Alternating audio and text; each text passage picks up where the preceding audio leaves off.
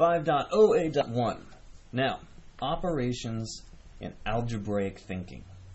Now, when it comes to algebraic thinking, there's something that I really want to make sure that I make clear, that algebraic thinking is not algebra, okay? This is 5th grade math.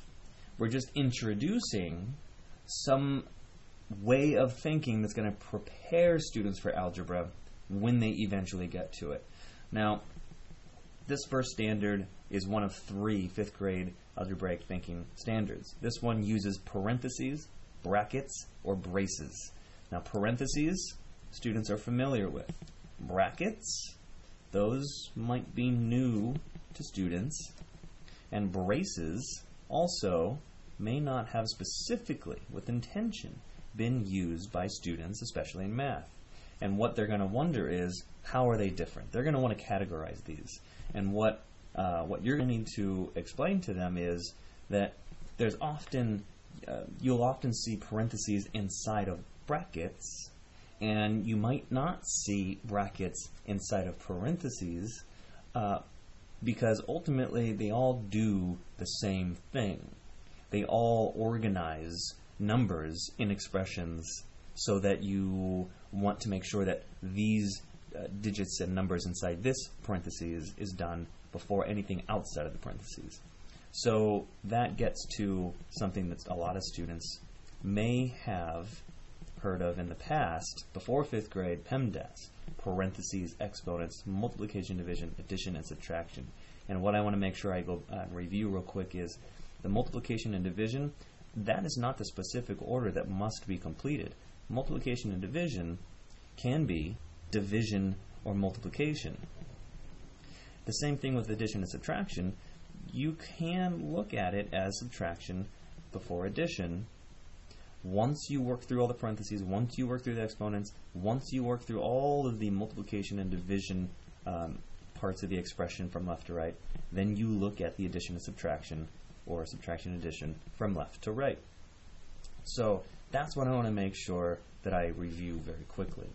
The other thing I want to make sure I point out is, when it comes to expressions, knowing what an expression is, I want to make sure that I point out that in the actual standards, the word expression appears in kindergarten as something they need to act out or draw, explanations, expressions, or equations.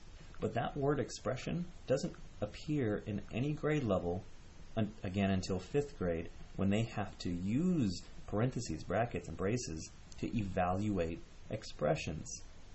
Okay? So that's what I wanted to point out. Now, as we get into what this standard is expecting, if you give a problem like 3 plus 5, it's pretty simple. There are no parentheses, brackets, or braces in this problem. But what is 3 plus 5? You might put an equal sign and say, oh, it's equal to 8. But this is an equation. This equal sign makes this statement an equation, where 3 plus 5, you know that this is 8. If you have 3 apples and 5 apples, it makes 8 apples. This, without the equal sign, is an expression. And to evaluate, okay, to evaluate an expression is to simply give value to that expression. The value of 3 and 5 is 8. So to evaluate 3 and 5 is to say, yeah, it's 8. So the difference between an equation and an expression is very subtle. Equations have the equal sign, expressions do not. Cool? Now, as we move on, this idea of using parentheses to solve problems, this is where things start to get tricky. Even though this one's very simple, you want to make sure that you add the parentheses, add what's in the parentheses before you multiply outside of the parentheses.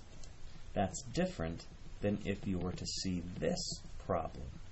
Because, as we know, according to Pemdas, according to this system of solving, evaluating expressions, we have to multiply 1 times 5 before we add the 2. Where here, we have to add what's in the parentheses before we multiply the 5.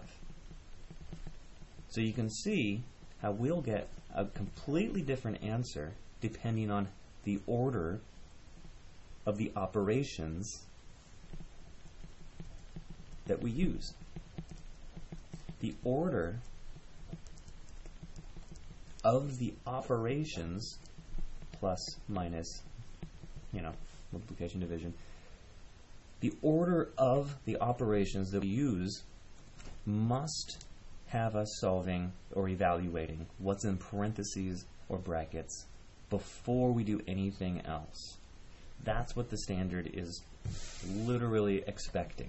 Use parentheses, brackets, or braces in numerical expressions and evaluate expressions with these symbols. To evaluate them. Not interpret them, not do anything except evaluate. And so what we will find is that a lot of assessments and tests might try to give something that's they'll try and trick you. 6 divided by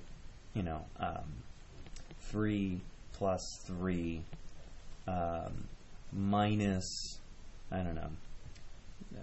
minus 1 times 0.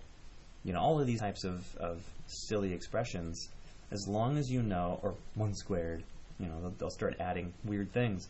As long as you know that 6 divided by, and what is this inside the parentheses? It's not 6 divided by 3, it's 6 divided by the sum